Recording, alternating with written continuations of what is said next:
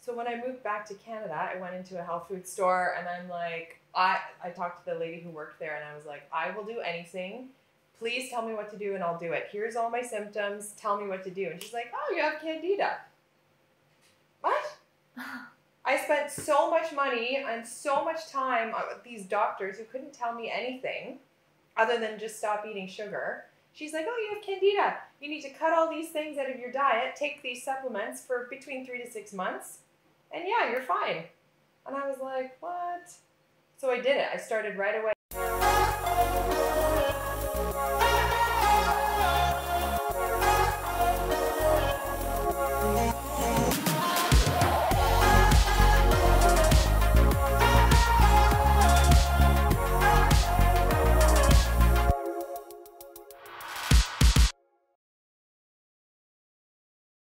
Hey, it's Taryn the Remote Yogi, and I am so excited today to be interviewing a new friend here in Bali. I met Adrienne Rommel at a women's meetup and was immediately intrigued when she said she was a Yoni nutritionist. And I thought, I gotta get this girl on my blog so you guys can learn a little bit more about how to take care of your yonis. And for those of you who don't know, Yoni is another word for your lady bits. So, Adrienne, I'm so excited to have you on today. I'm so excited to be on. So tell me a little bit, like, how you ended up in Bali. Let's just start there. Like, long story, short story, however you want. So, I've always been called to come to Bali. I just see all the photos on Instagram and everywhere else. And my dad's actually Dutch-Indonesian background. Oh, wow. So I've always been interested in coming into Indonesia, but Bali specifically, just because of the beauty of it and the magic of it and how everything, just from all the things that I've heard about it.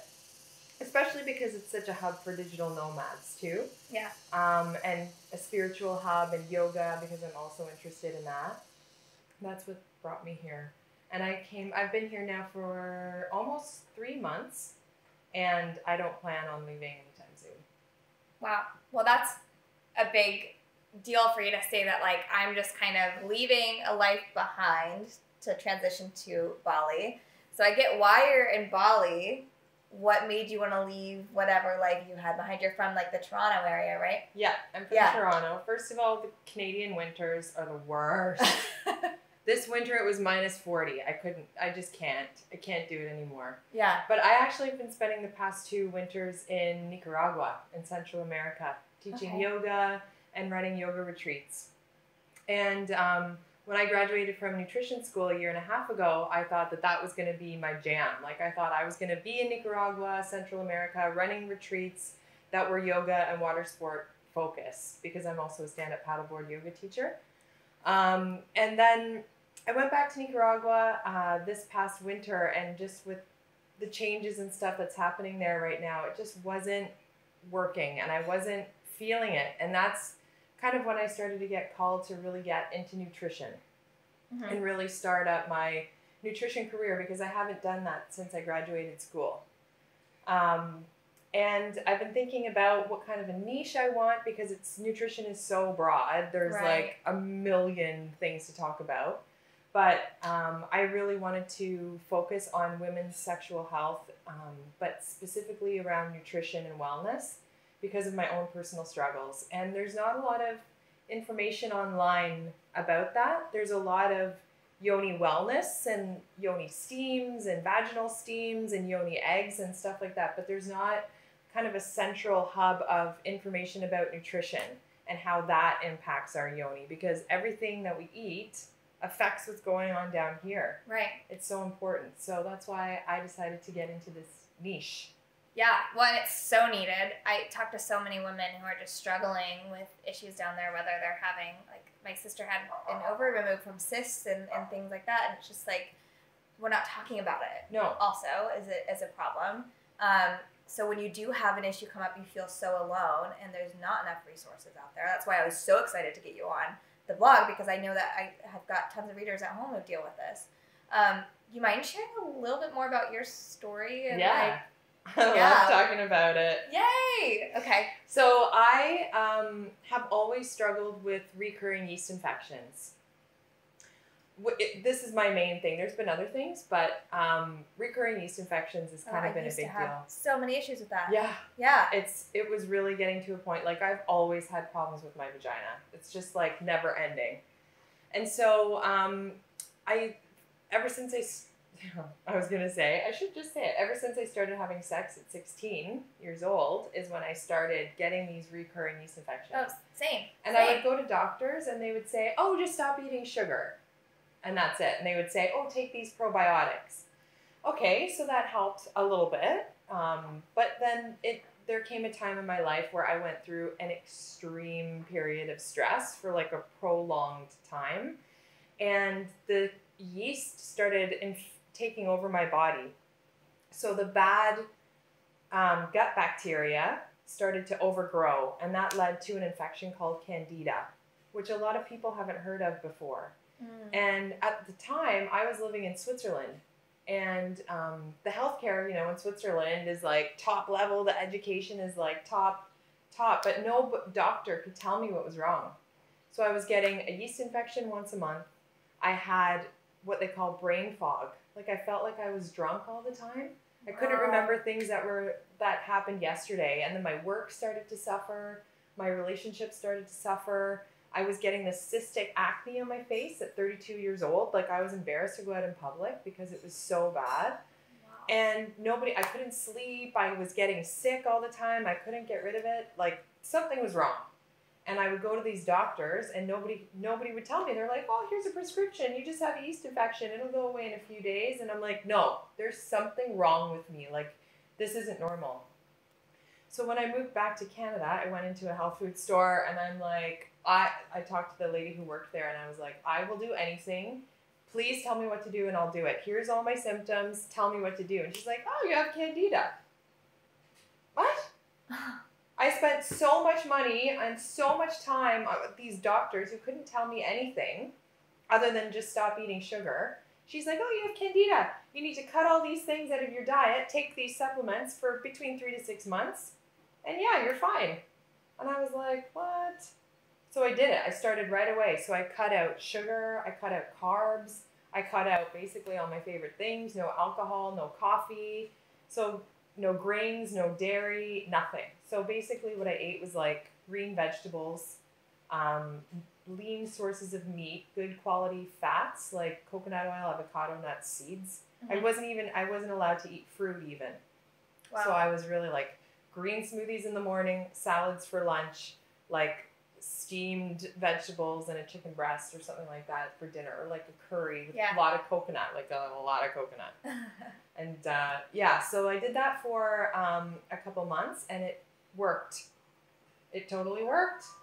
So that's when it really hit me, like you really are what you eat.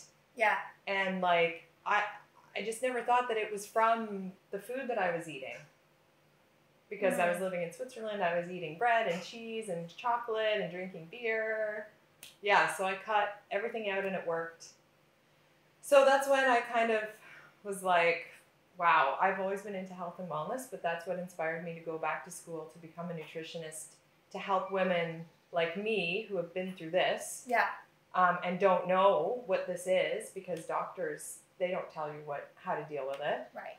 So that's why I'm Or they try to just give you a bunch of pills, right? Yeah, or the prescription, like. Yeah. Well, and I noticed you're drinking coffee this morning. So clearly the diet's not as strict as it was. No. So what have you found since then that kind of works as like an everyday kind of thing to pay attention to if you're looking for better yoni health? For me, reducing sugar is the biggest thing. Reducing any of the inflammatory foods, and that being sugar, carbohydrates, like refined carbs, for example, and dairy. Those are the biggest things. I don't eat those things. I do like to indulge once in a while because I think balance is important in your diet. Like once you go through that and you can heal the gut, for example, in my case, like I really believe in balance, and I still love to enjoy my favorite things in moderation because you got to feed your soul too. Right. Yeah. But basically it's like, try to limit the sugar intake. try to pay attention to, especially with fruit, everybody thinks, oh, it's good sugar. No, sugar is sugar. It still goes to it still does the same thing in the body. But you just have to pay attention to how much sugar you're consuming, and then just get rid of the dairy is big, the inflammatory foods, and the refined carbs and the processed shit. Like, yeah, just eat whole foods.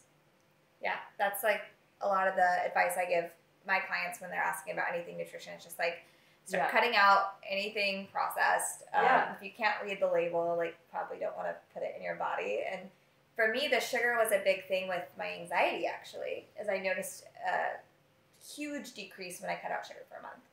And so now I like, again, on occasion, right? On occasion, I'll have a giant cheese platter, and I'll like have like, whatever, a big piece of cake. But it's just like not an everyday experience for me. That's good. Yeah. Yeah. For me, my vices are pizza and ice cream. And if my body wants pizza and ice cream, I give it to it. But like, I mean, once a month, once every couple of weeks. Like, and it's from like a place of gratitude and things like that too. Yeah, and then you really enjoy it. And it's like the best thing you've ever had in your life. Yeah.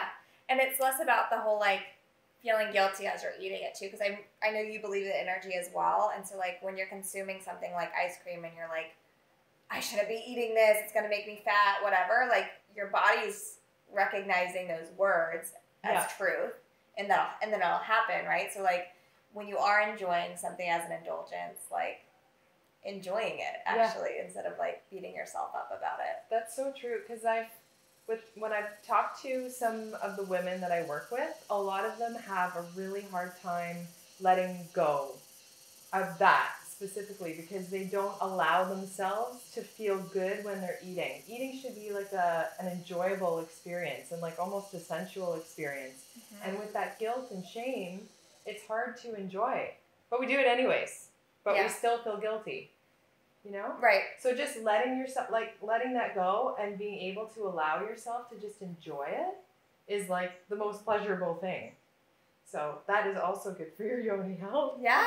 Well, tell me a little bit more. You said eating could be a sensual experience. Yeah.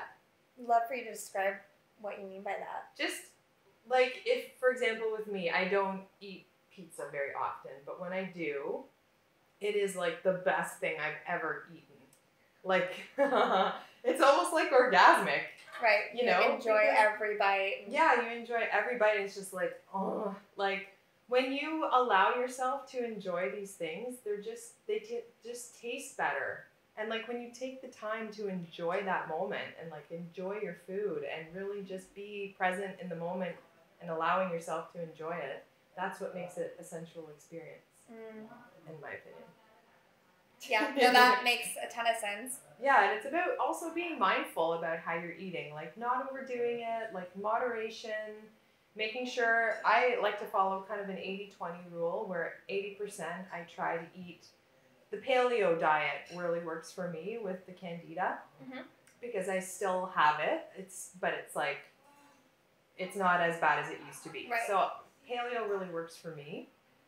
But like I do that 80% and then 20% when I have my ice cream, I'm just like, oh, yeah. Pizza, just like, oh my God, this is the best thing I've ever tasted, because I don't eat that on a regular basis. Right. And what works for me is more of a vegan diet.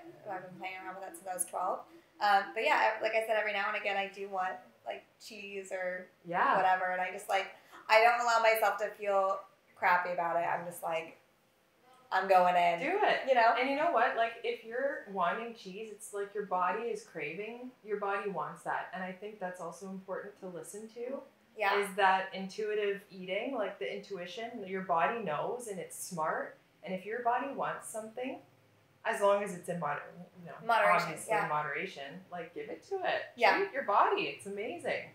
Yeah. There's like a difference between like habitual craving and like every now and again kind of thing, where, you know, like the people are addicted to sugar. That's totally different than your body desiring something one-off. So like that's also something important to pay attention to, because I think when we say like, oh, but I'm intuitively wanting sugar, you're also addicted. So like there's that problem as well. Totally.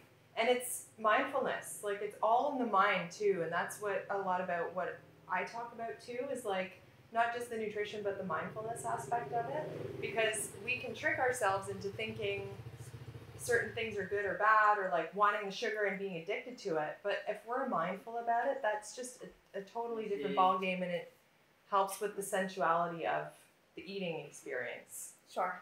And just allowing yourself to do that, and not being so hard on yourself, the critical, judgmental, guilt, shame, all of that. So I know you spoke about like mindset being an important part of like what you're teaching. It's not just the nutrition, it's also the mindset. What's some of the biggest mindset challenges that a lot of your clients deal with when it comes to yoni health or just their own self-care? A lot of people are stressed. Yeah. Like to the max, like wound up stressed. And I've had some clients that are so stressed that they are not even interested in sex, or can't have sex because they can't allow themselves to relax. So I think that's the biggest issue with a lot of the clients that I work with the mindset, is the stress is just huge. It also affects like your gut and your gut health. That's what happened to me. That's how I got the candida. And then it affects your yoni health. So there's not even candida, there's something called vaginismus, which is the tightening of your vaginal walls, which can be very painful for having sex for some women. Yeah, I had that issue for a long time. Yeah, and it's like with anxiety too, like it really, you just really have to be, bring it down, like trying to do a lot of meditation, mindfulness exercises, like just slowing down, because that's, I think, huge part of yoni health too. Well, that makes sense. A lot of what I work with my clients on is stress and anxiety, with a little more focus on anxiety, but the way it impacts the body, people don't really realize. It's like, the body's constantly tense, which is going to cause a lot of issues in the gut, which when the gut's sick, the whole body's sick. Like that's like the most important thing to take care of. Totally. And I totally get the sexual thing as well. Like a lot of my clients are dealing with the issue of, not feeling intimate, like not feeling that desire. They love their partners, right? Or whatever it might be. They're just not feeling the drive. And it's because, a number of reasons. You start to do things and suddenly you're thinking about to-do lists and grocery lists and all the things because your brain's just constantly going. But how have you helped some of your clients who are dealing with that, like, lack of stress or lack of sex desire? I think a lot of that also comes to diet and being super mindful about the things that we're eating that include vitamins and minerals and nutrients that help to ease the body and mind. And for example, chocolate is a big one, like dark chocolate, 70% cacao or more. I just wrote a post about it yesterday and put it on my blog. I'll link it. Yeah.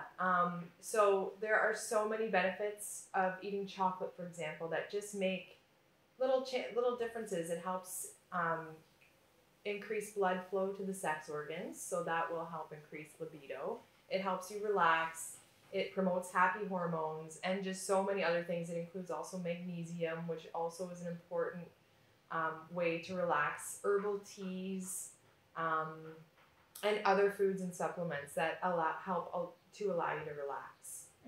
So those are some of the things that I would recommend for low libido. And just like mindfulness, practice meditation, yoga, like really slowing down, getting enough sleep, like those types of things, because people, they forget about that stuff. Right. When they're just like running on 100, they forget to like slow down and feel within your body. Another most important thing is self-love and a self-pleasure practice, a regular self-pleasure practice. And that includes masturbation, but also includes things that you do to love yourself, and making and dedicating time at least once a week for that, whether it be a bath with your favorite, oils or some flower petals and your favorite scent or favorite glass of wine, chocolate in the bath. It's a good combination. But also self-pleasuring, because if you can start to pleasure yourself in that way, feeling good about the things that you're eating, allowing yourself to make it a more sensual experience when you're eating your favorite things, and the self-care, self-love, self-pleasuring practice, suddenly it's going to create these like hormones and this vibe that you're going to give off within yourself, which is the most important thing. And when you do that, you start feeling sexy within yourself. And when you start feeling sexy within yourself, it is another world, you know, that, and then you start radiating that energy, and then people start becoming attracted. You're attracted to yourself, you know, and then people start becoming attracted to you. Yeah. Which then that becomes really fun. Well, and I think that that's so accurate. I mean, of course, I'm like, a lot of my focus is self-love in my coaching, but I think oftentimes when there's a libido problem, we think it's related to like the other person. Yeah. Like maybe I'm losing feelings for the other person. Maybe like there's some things not clicking. Maybe I'm not being desirable or whatever it is. And so we always kind of think it's outside of ourselves when it's always within us, right? Always. So we've got to fix internally and better taking care of ourselves. Sleep. You said sleep's a huge thing. Huge. Yeah. Yeah. So I love that. Like the self-care is the best thing that we can be doing for our yonis, for our sexual health, for like our confidence. Yeah, for our minds. Yeah, everything. The self-love, self-care, being mindful about what you're eating and enjoying it, and eating whole foods that are healthy. Just, you'll start feeling better. And once you start to feel better, the juices are going to start flowing. But I love that you referred to the juices, because I was going to actually ask about that. One of the biggest struggles I had for a long time with my sexuality was lack of juices, so to speak. You know, I have a history of sexual trauma and a lot of like violence in that part of my life. And because of that, there was a lot of internal trauma in my lady bits. And I just like, I felt like a dry old woman, you know, so to speak, which like caused a lot of issues in my marriage because he felt insecure about not being able to please me enough, and I felt insecure about my body being broken and like all these different issues, which I'm sure you kind of deal with similar stories with your clients and that sort of thing. Have you found anything to be helpful as far as lubrication and like that sort of thing, as far as diet or lifestyle? It's everything that we just talked about, and that all helps as well. When you can start to learn to relax and eat healthy and like do the self-pleasure practice, it's like suddenly, like I said, those juices will naturally start flowing. But in terms of diet and what to eat, whole foods, natural foods, pineapple is really good for lubrication of your vagina and making it taste really sweet, from what I've heard. And just eating healthy and trying to reduce the stress, I think, is the big thing. Because like you were saying with your partner, like when you feel broken, then he's stressed out and there's a lot of stress going back and forth within the sexual relationship. So like if you can just try to like practice mindfulness there too, communication is huge with each other, just so you don't feel like you're hurting, you know what I mean? Like that communication and honesty is just so important. But also just trying to take care of yourself, slow it down, eat good foods, pineapple for the juices, and masturbate on a regular basis. Yeah, well, and of course that was like my ex-husband issue. Like now my relationship is thriving sexually because I've been able to do so much healing of like those past traumas and really being able to like feel, like you said, like kind of sexy about myself. Like sometimes I'll like look in the mirror and I'm like, oh hey, like you know, which is new. I freaking love it. I'm like, you know, and I have like had to slowly get into like feeling myself, and like now I have like a Yoni wand and different things that I really enjoy. But again, I grew up with a lot of shame around touching myself. The first time I ever did was in a really traumatic way, and like just different things like that. So again, it all comes back to the traumas that are placed on us, especially with sexuality as women. Yeah, exactly. What kind of like work have you done with people who have dealt with trauma, and like how to help people heal maybe energetically with that? Because energetic, like from my own personal experience, this is huge and it is real. Like things manifest in your body in different ways because certain things are blocked energetically in the body. So disease, or like dis-ease, it's not like a disease, but I guess traumas and things like that are stored in the body and they come out in certain ways. So for example, with me, mine is all within my sexual organs, which means that there is like work that I need to do to release this trauma that I have stored in, without getting too like spiritual or woo-woo, but like in terms of, for everybody to understand, is there are chakras in our body. There are 7 different chakras, and these, it's just so crazy how real this is. Mm-hmm. And when disease manifests or gets stored in these chakras, it gets released in certain ways. And that's our body like giving us red flags, something is wrong.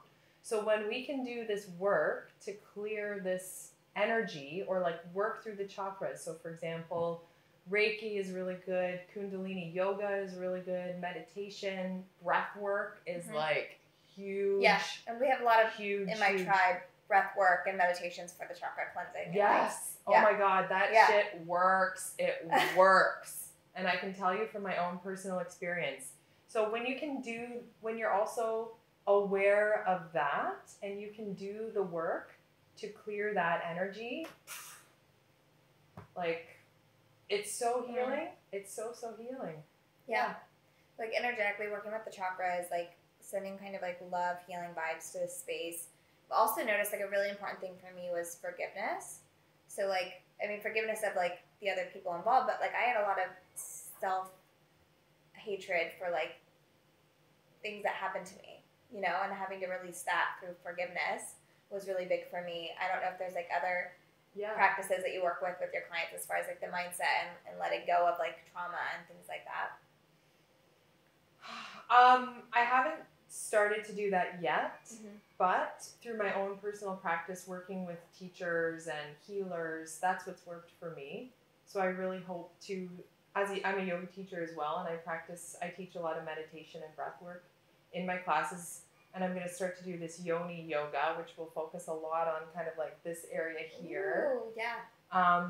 So that's what I'm kind of hoping that will help heal my clients. But I also will act as like a liaison to say like, okay, I think that you should see, like with your particular situation, maybe a Reiki session would be great for you, or maybe breath work would be good for you. It depends on the situation. Right. Absolutely. Yeah. I've also found, I don't know if you've worked with any like dance and shaking, but I've done a lot of like tremor release in my lower body where like either you've shaken it out literally on the dance floor, or like from like bound angle pose where you like hold your legs in place that causes tremors. Have you done any kind of like shaking work with this region? Yeah, I have, but it didn't work for me. It's funny because I've done a lot of work, but that didn't work for me. What worked for me was I had a lot of anger. And underneath that anger, once I was able to release that, then the grief came. And once I was able to release that, something really shifted in me. But for me, what worked for me was finding a really healthy way to release my anger, aka working with my therapist, who took me into a soundproof room with a bunch of different pillows, and I took a baseball bat and slammed and wailed on these pillows to the point where like my body was sore for a week. Wow. I didn't know I was that powerful. And then once that was released, something shifted in me. And then I spent some time alone. I wasn't working, so all I wanted to do was be alone. Like, it was really weird. I went through a burnout and I just wanted to be alone, and I did that. And when I was doing that for 1 month, I cried like gut-wrenching, like painful, laying on the bathroom floor, like I thought I was gonna puke cry, like painful. And I would masturbate and I would like let myself have that release, and then I would start sobbing afterwards, and I was like, what is going on? Wow. So those are the things that worked for me. Yeah. Well, and like the suppressed emotions. Yeah. Is like the biggest issue that we deal with as humans in general, but like even especially in the women culture, because we have so much more of them. But we're told like stop being sensitive, like don't be a crazy angry bitch, right? So like hide that anger side, hide the sadness because no one wants to see you crying, like all these things. And then when we suppress it, it's just like held Builds and stored everywhere. Yeah. And we just numb out. And your body starts telling you when it's not happy. And this is something I wanted to say, like, we are so conditioned from our parents, from our parents' parents, from their parents, like generations of this society. We don't talk about sex. It's taboo. You don't talk about it. You don't express your emotions because nobody wants conflict. You just are supposed to go through life easy cruisy, easy going. No, it doesn't work like that. And then our generation especially, people are so suppressed. They still have these suppressed ways of thinking stored in our bodies. And that's when our bodies start saying, whoa, like, no, it's time to release this shit. And things are changing nowadays, you know, it's starting to become more accepting and like really positive about talking about emotions and feminine energy versus masculine energy and all of that. But it's just amazing how it energetically, these diseases or, you know, sicknesses, illnesses get stored in our body and they come out, and it's absolutely real. Yeah. And once you can start healing that emotionally, energetically, through forgiveness, anger release, grief release, compassion, all of that practice, like, it is a game changer. And to me, I think it really comes down to like the feminine community rising up, and like there's more and more of us sharing our stories. There's more and more of us that are like creating safe places for women to share, whether it's in women's circles or you know, creating blog spaces like this where people can come in and see that they're not alone and kind of comment. People like us who are just sharing on Instagram, and like for everyone at home, like you think that you sharing to like your 100 people on your Instagram about something that you've been through is not impactful. It is. It's like so every time one of us rises up, we allow another woman to rise up, and it just like trickles.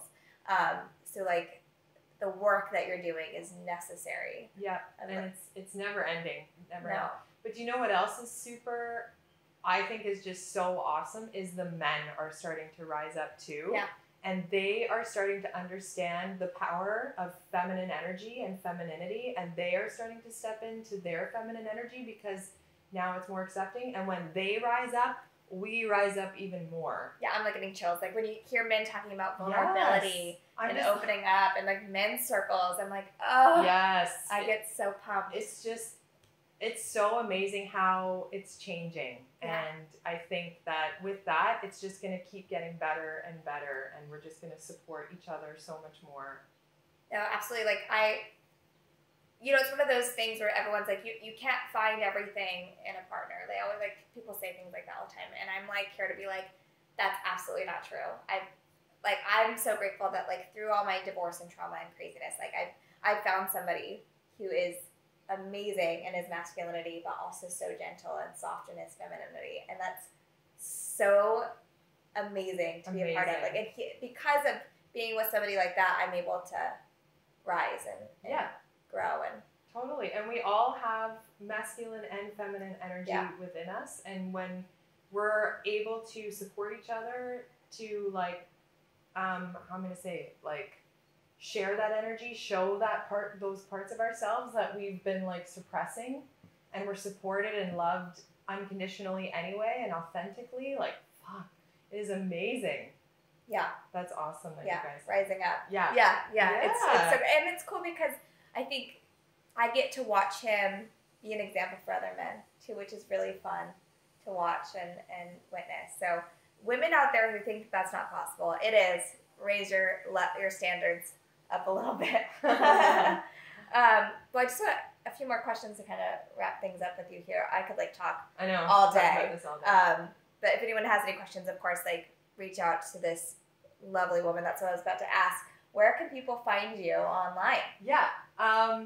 Thank you for asking that. I can be found at yoninutritionist.com and also on my Instagram at theyoninutritionist.com, as well as Facebook, the Yoni Nutritionist. Or no, my Instagram, sorry, it's at the Yoni Nutritionist. It's so funny how many times people add .com when they say it on an interview. Is that? I think it's because we're so used to telling people our websites. Yeah. It's really funny. I notice that a lot. That's funny. But yeah, we'll do all the links, all the things. Just Google the Yoni nutritionist and you'll find me. Yeah, and she's putting out great blog content. Again, like the chocolate one that you put out. And you had a different one. Yeah, there's a vitamin C and why vitamin C is beneficial for our sexual health. And as well as I talk a little bit about candida and how sugar is bad for our sexual health. And it's not just for women, but it's for men too. It all applies to men as well. Yeah.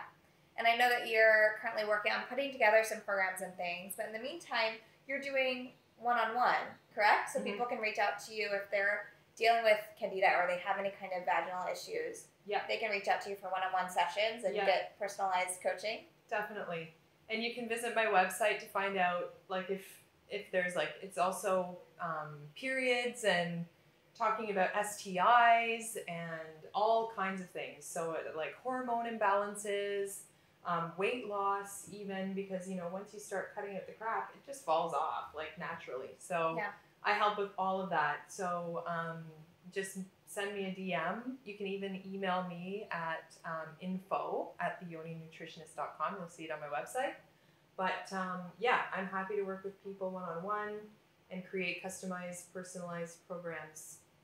Amazing. Depending on everybody's needs, because everybody is different. Everybody's going through their own different struggle.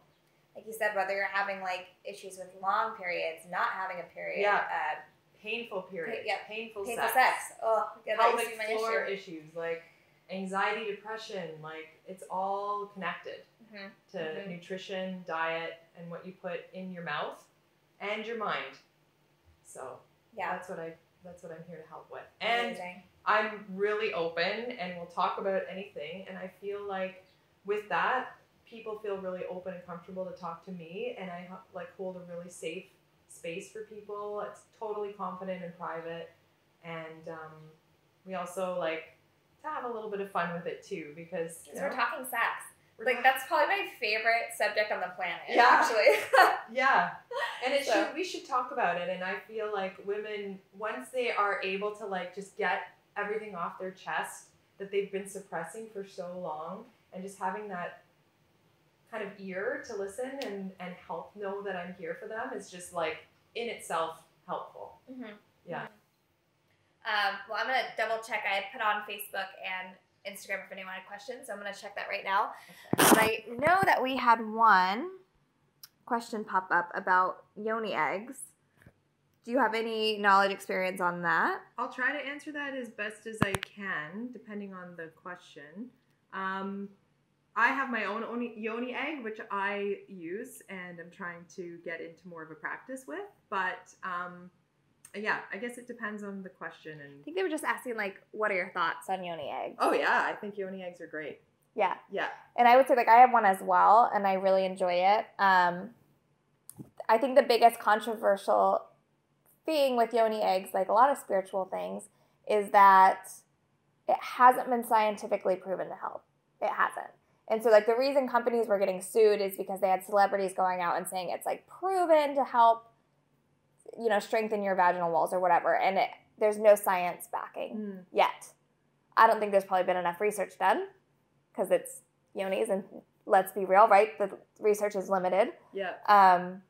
So I think it's one of those things, too, where it's, like everything spiritual. I always tell people, like, whether you believe in crystals working or you believe in tarot cards, it's really, like, whether you believe in it, whether it's going to work. Exactly. And it can be it's such a beautiful part of your self-pleasure, self-love practice. And that's how I use mine. So I have a rose quartz Yoni egg, and it's, you know, the stone or gemstone of love. Yeah. So, you know, I'm putting some love up in my Yoni when I use that. And I use it just for my own self-pleasure. As well as I'm coming up with a Yoni yoga practice, where I'd love to teach yoga, like this specific kind of yoga, and everybody has a Yoni egg in.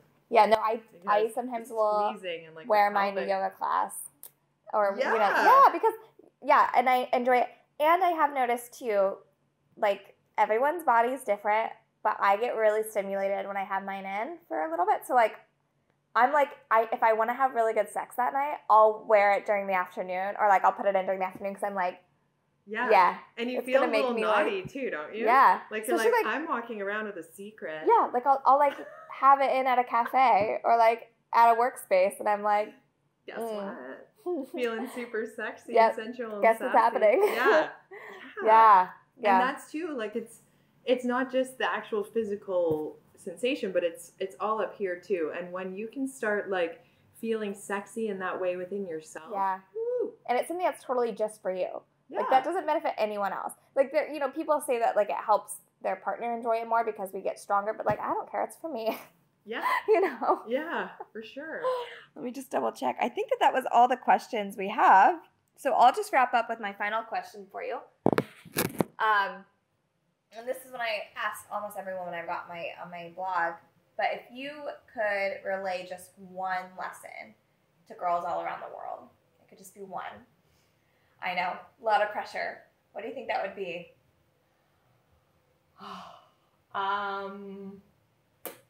One. I'm going to say, because I'm really trying to focus on the nutrition part of this, and just based on my own personal experience, I'm going to say sugar is the number one thing that is like the worst thing for our bodies. It's basically poison. I mean, that's an exaggeration, but it's so addictive. It's like 10 times more addictive than cocaine. It is just probably the worst thing, one of the worst things that we can put into our bodies. And it just negatively affects so many things, our gut health, our hormonal health, our everything. So if we can start to decrease and or eliminate slowly our sugar consumption and intake, that would be huge for so many women and so many people in general. Yeah. Anxiety, depression, gut health, hormonal health, mindset, just energy, just so much. So that's what I would say is the one thing. Start to really be mindful and pay attention to how much sugar you're consuming, and read the labels. Try to get rid of all the refined sugar in your diet. And learn all the different names. Learn the different names. Sugars. Anything with tose at the end is bad, or fructose, glucose, all of those things, OSE at the end is bad. Keep with the fruits, but also pay attention to the fruits that have the highest amount of sugar. For example, unfortunately, bananas have the highest amount of sugar. So like there's something called a GI chart that you can look. I've seen this. Yeah, like you can look at it, a GI index, where you can see, okay, this fruit, berries, for example, have the least amount of sugar and they're like the most beneficial for you. Whereas things like, bananas, mangoes, stuff like that have a really high amount of sugar. And what really, try not to go off on a tangent here, but what really starts to get me agitated, especially in the vegan community where they're promoting smoothie bowls, for example, being healthy. Smoothie bowls, you might as well just eat a thing of ice cream, because like is so much sugar in smoothie bowls. For example, like they put 5 bananas in a smoothie bowl, mango, pineapple, like all the highest fruits, like highest sugar fruits, because it's cheap, especially here in Bali. And then they top it with granola and like more sugar. Right.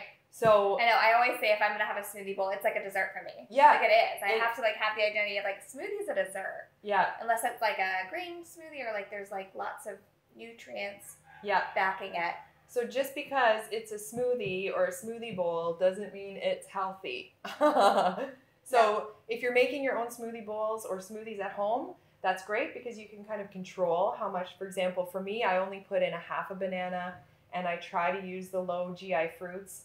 And I put in greens and ginger and avocado. And like top it with things like chia seeds. Yeah, chia seeds, raw cacao, nuts and seeds, some coconut, unsweetened. Yeah. And that's like, that'll fill you up. It has a balance of protein and everything, and then a low amount of sugar. So just be super mindful of that too. Just because it's vegan and it's healthy doesn't necessarily mean that it's healthy. because that's good for you. Yeah. I've had girls that are vegan and have come up to me and be like, why am I gaining weight on a vegan diet? And I'm like, that's because you're eating sugar and carbs. Carbs convert to sugar in the body if they're not burned. So yeah, just be super mindful of that. That's all I'm going to say. Love it. When I think, wrapping it up too, I think one of the things you would also say is, let's remove the taboo and let's start talking about sex. Yeah. Right? Let's talk about it. Yeah. Yeah. With your girlfriends. With me. With your coaches. With whoever. Like, we gotta start talking about sex and stop having it be this thing that's shameful and unwanted, and we're all fucking doing it. Right? Everybody does it. Yeah. Like, let's stop making it weird. No, and it should be a pleasurable, enjoyable experience, but there's still so much stigma, so much guilt, shame. Yeah, let's talk about it, put it out there, and have some fun with it too. Amazing. Awesome, guys. Well, thanks so much for tuning in. I hope you guys got as much out of this talk as I did, knowing that you can heal so much down there with just changing the way you eat, changing your lifestyle in some ways. I wish I had known that 10 years ago when I was struggling with the yeast infections and things. So if you guys have issues at home, anything we didn't talk about, make sure to reach out to her on her website. I'll, of course, include all the links on my blog at theremoteyogi.blog. If you guys are watching this on Facebook or YouTube, make sure to subscribe and head over to the blog for all the extra details and goodies I've got over there. I'll see you guys next week. And in the meantime, reach out. Let us know if you've got any questions. And we'll see you then.